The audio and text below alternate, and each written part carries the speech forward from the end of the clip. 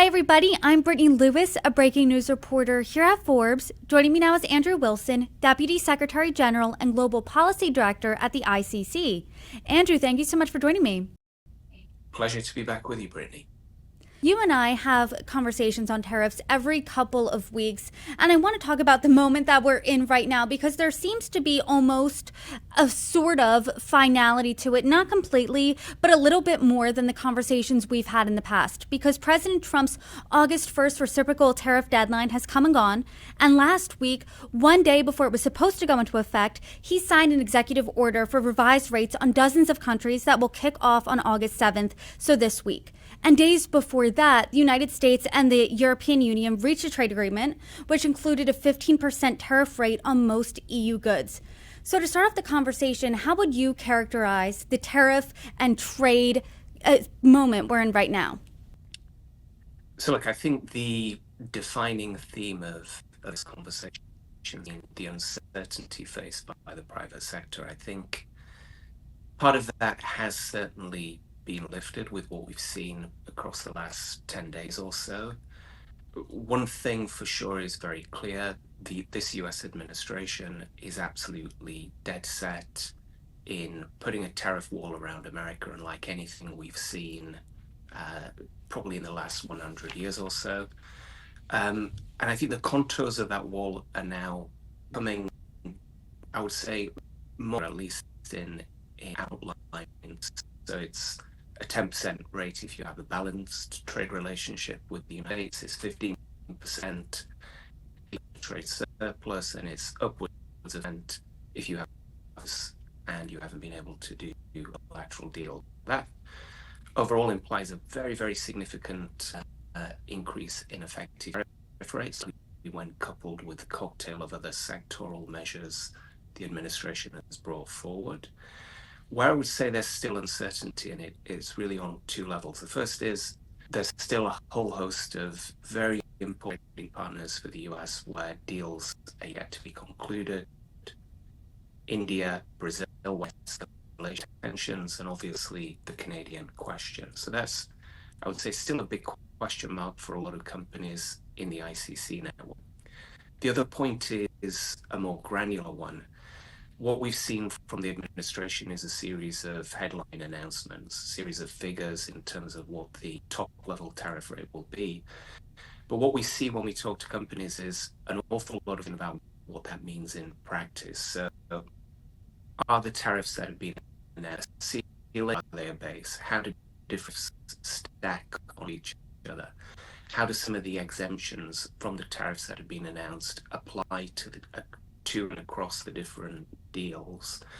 And then the other thing is, how will the administration and how will the border service with issues around transshipment, particularly when there may be Chinese in supply chains, rules of origin? All of that is very, very clear.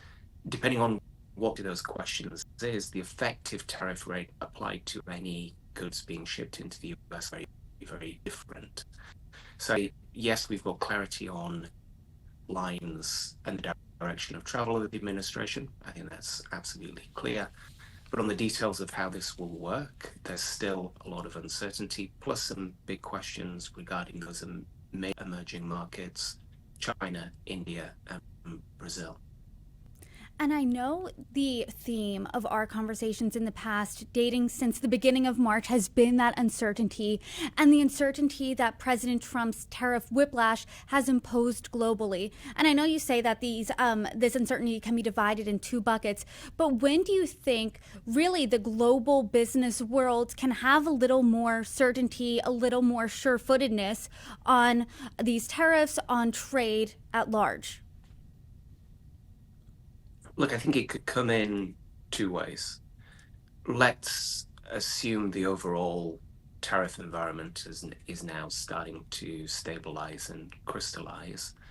What we're now looking at, with the exception of those countries I mentioned earlier and a few others, is how will this be applied in practice? So how will rates be calculated by US customs at the border? So in the same way that we've kind of seen a real-time testing of what level the markets will accept in terms of the effective US tariff rate, I think what we're now going to see is some real-time testing of how does US customs apply this, what shipments, for instance, are deemed to be transshipped, how rules of origin assessed, how do different tariffs stack on top of each other. So I think there's going to be a period, probably certainly through Q3 into Q4, where companies are almost learning by doing.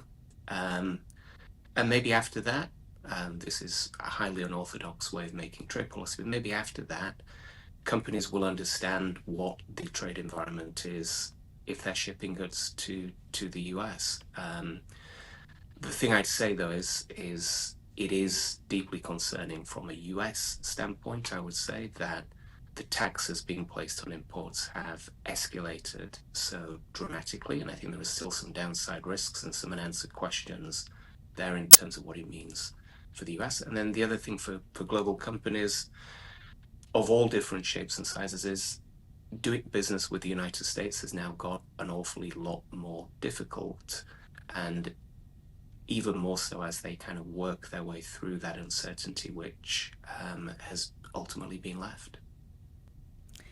And as discussed, President Trump really has hiked these tariff rates to a high we haven't seen in close to 100 years since 1930. Those rates are comparable now. And in conversations you and I have had in the past, it's that no one is a winner when it comes to a trade war. But what exactly are trading partners in the international community getting out of these trade deals? Because normally, if you and I were coming to a deal of some sort, it would be a compromise, right? I would be getting something, you would be getting something, maybe all of our needs wouldn't be met, but we would both come out with some sort of wins. Do you think our international trading partners are coming out with any wins? I think it depends on how you view global trade, right? If you take the kind of classic mercantilist view that every transaction is zero sum, you probably say the US is winning. It's secured higher tariff rates. It's earning pretty significant revenues off those already. Um, and in return for that, countries have had to open up their markets to US products, often at a zero tariff rate. And obviously, there have been a mix of other policy concessions. I think another way to look at it is if you're a US consumer, you're now paying an effective tax rate of 15 to 20% on any goods that are imported into the US. And some of that will be passed through to consumers. There's no doubt about that. Whereas the countries that have actually opened up can now get access to US products without that additional charge. So I think if you look at it in that more kind of liberal economic view, the countries that have liberalized are in some ways the winners. The US economy may suffer from the imposition of a far higher tariff rate than, as you say, anything we've seen in 100 years or so. And after the EU US deal was announced, President Trump argued that that was potentially the biggest deal ever made. Some European leaders, though, were critical of the deal. They were saying that the EU wasn't getting much out of it. What do you think these tariff rates overall, because the deals President Trump has put into effect, the rates are going to be globally anywhere from 10% to 41%. What do you think that really means for the global consumer? I think this is very, very concerning for the US consumer because of the distinct risk of pass-through costs in a range of sectors. And if you look at net operating margins in most industrial sectors, there simply isn't the latitude for the supply chain, let alone foreign producers alone, to eat some of the tariff rates that are being applied. So there will be pass-through. The question is, when will that happen? Will it be a one-time bump, or will it actually fuel some kind of inflationary cycle? Globally, we don't know, right? So countries that have removed tariffs on US goods, the consumer ultimately benefits. What we have seen, and I think this is an interesting dynamic, is a number of companies in their quarterly earnings calls in the last couple of weeks, talking about spreading the costs of the tariffs. So not necessarily passing everything through to the US consumer, but actually putting it on sales in other jurisdictions. So there could be an impact on pricing elsewhere. The one thing I would say though is, the US is kind of an outlier here. The tariff rate has gone up. The president clearly believes in the utility and the power of tariffs, and I think we have to respect that. He was very clear on the campaign trail that this was the direction he was going to travel. But I think on the flip side, we're seeing liberalization in other countries, very little by way of retaliation to the US measures, and also some positive dynamics elsewhere. So I think if you look at this from a global perspective, not just from a US-centric viewpoint, then you can say actually good things are happening in the trading system. Just the biggest actor in the room, or the biggest actor on the stage, is taking an unorthodox path, and we don't know yet what the ramifications of that will be. Aside from hearing some businesses saying on their quarterly calls that they are trying to spread the cost off of the consumer when it comes to these tariffs, as your role in the ICC, what other ripple effects are you hearing in regards to tariffs and these trade talks? So I think right now it's too early to see what we can say.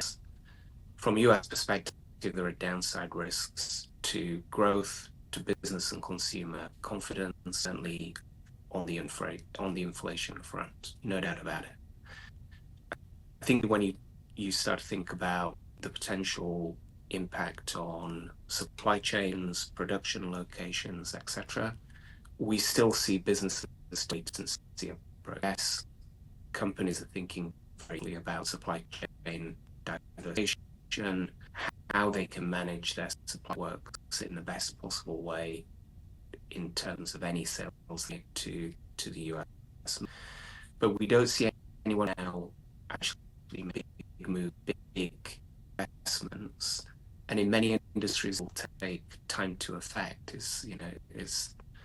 I think there's a strange logic in many circles that a lot of the production we see in Southeast Asia is low value. Actually, much of it is quite advanced technologically, requires a huge amount of expertise, and shifting that from different suppliers, let alone different countries, is going to take a huge amount.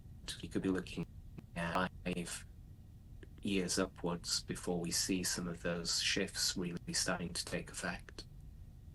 And one of the biggest pieces of uncertainty that's looming in the air right now continues to be the deal between the United States and China, which both countries are still involved in those trade negotiations. Between now and then, what specifically are you looking at for A, and B, based on what you've seen from President Trump and these trade deals in the past couple of weeks or so, do you have any idea of where those are going or where they could potentially go? So, I think the reality, or the uncomfortable truth for the US administration, is China clearly has a huge amount of leverage. It's good relative dominance in a number of key sectors, rare earths and magnets in particular. We can debate all we like about how it achieved that dominance, whether it played by the rules, and there are, I think, legitimate concerns that it has gamed the multi-trading system and probably has been allowed to do so for too long. But I think what you have to accept is, the world in which we live in. China has leverage, it has strategic advantage in a number of areas, and I think it's very, very important from a US perspective that America is able to secure a deal with China that allows at least for a degree of normalization of that commercial relationship, and maybe brings China into a serious conversation, not just bilaterally, but multilaterally, about reform of the global trading system, reform of prevailing rules around subsidies, for instance, and currency manipulation and other issues the US administration has very understandably pointed to in recent, and to see if actually there can be reform of the system and that China can be held to account and made to adhere to prevailing international norms. So let's hope that can be achieved. And I think there is a degree of economic codependence on both sides that suggests there will be an agreement and some kind of détente.